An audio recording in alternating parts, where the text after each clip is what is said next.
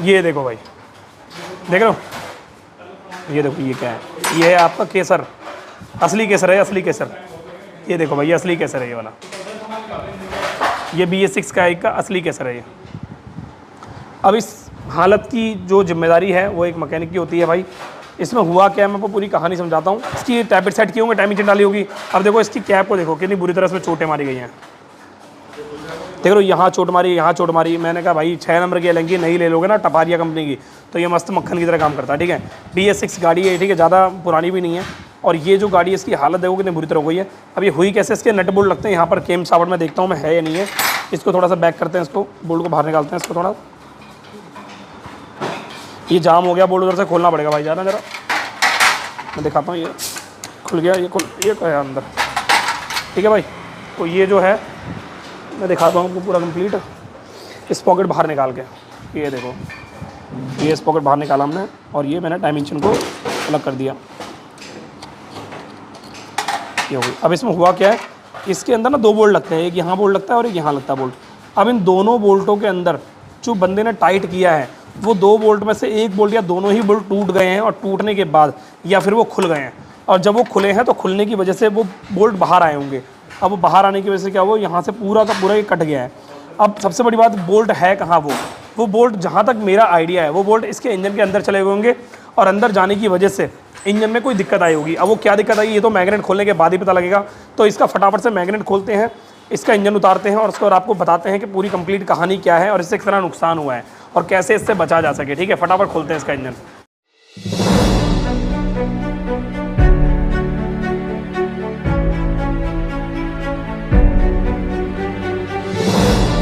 तो दोस्तों, जैसा कि इस वक्त आप देख रहे हो, इसके इंजन की हालत कितनी ज़्यादा बेकार है। अब इतनी बुरी हालत में अगर इंजन आप फिट करते हो, बिल्कुल बिना धोए, बिना साफ़ किए, बिना मेहनत किए, पैकिंग वगैरह साफ़ नहीं करता, तो BS6 का जो इंजन होता है या कोई सा भी इंजन होता है वो ख़राब हो जाएगा। तो इस चीज़ का वो ध्यान देना है। अगर आप इंजन को लंबे टाइम तक के लिए फिट करना चाहते हो, तो उसके लिए आपको क्या करना पड़ेगा, अच्छे से क्लीनिंग करनी पड़ेगी, सामान को चेंज करना पड़ेगा जो ख़राब है। अब इस स्कूटी जो बाइक का जो इंजन आप देख रहे हो पीछे की तरफ, इस बाइक के इंजन में हुआ क्या है, देखो यार, इस बाइक के इंजन में एक लापरवाही हुई, जैसे कि आपको पता लग ही चुका है। पर लापरवाही के अलावा और भी चीज़ें हैं। जरूरी नहीं कि हमारी बाइक में जो सामान खराब हुआ हम वही चेंज कर ले, बस इंजन खोल के वापस फिट करते, नहीं। आपको इंजन की अगर दिक्कत है तो उसका पिस्टन चेंज कर रहे हो आप, और इसका क्रैंक का काम कर रहे हो, तो इसके अलावा और भी चीज़ें होती हैं जिनको आपको ध्यान देना पड़ता है। पहली चीज़, टाइमिंग चेन को चेंज कराना पड़ता है। ये जो गाड़ी है BS6 बाइक, इसमें टाइमिंग चेन थोड़ा सा डिफरेंट है BS4 के कंपैरिजन में। BS4 और BS3 का जो इंजन था पुराना वाला, दोनों सेम थे, पर BS6 का जो इंजन है वो सेम है लगभग, बस थोड़ा बहुत पैटर्न चेंज कर दिया कंपनी ने। मैग्नेट वाला हिस्सा जो है पहले ड्राई था, पर उसको ल्यूब वाला कर दिया। ऑयल में डिप रहता है मैग्नेट जो है, वहाँ पर टाइमिंग चेन को चेंज करना है आपको जब भी सब इंजन का काम करा रहे हो। उसके अलावा आपको क्लच की पूरी असेंबली चेंज करनी है, उसके अलावा आपको क्लच की पैकिंग चेंज करनी है, ऑयल पंप की पैकिंग चेंज करनी है, ये बहुत ज़्यादा जरूरी होता है। उसके अलावा आपको पूरी complete oil seal kit change करनी है।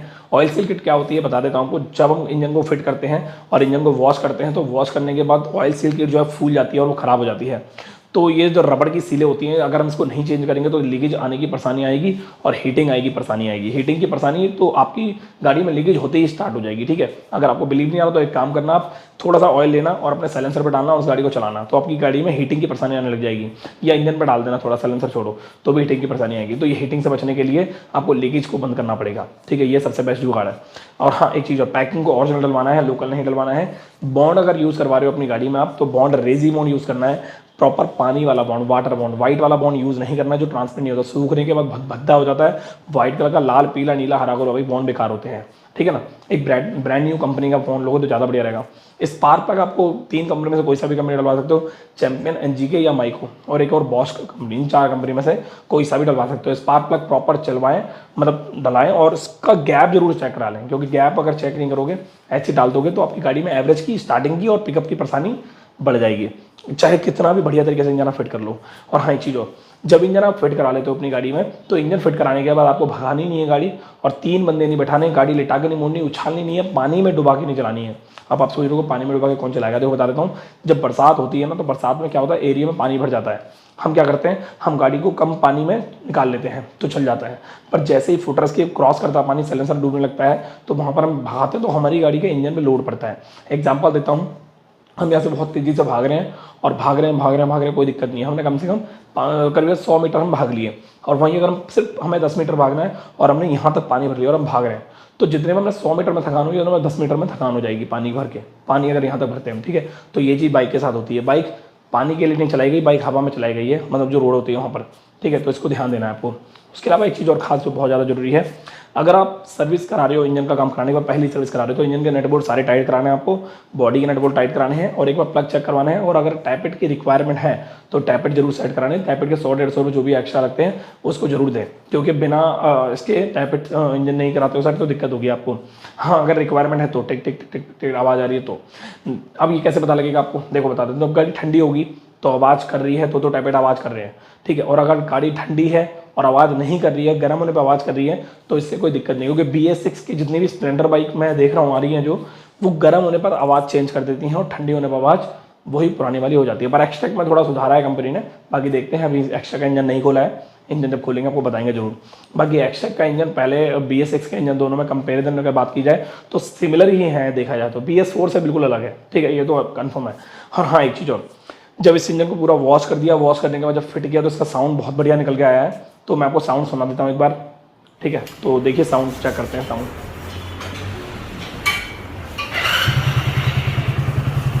साउंड काफ़ी ज़्यादा अच्छा है इसका, और ये साउंड जो है नेचुरल साउंड है, बिल्कुल नेचुरल, एकदम नेचुरल।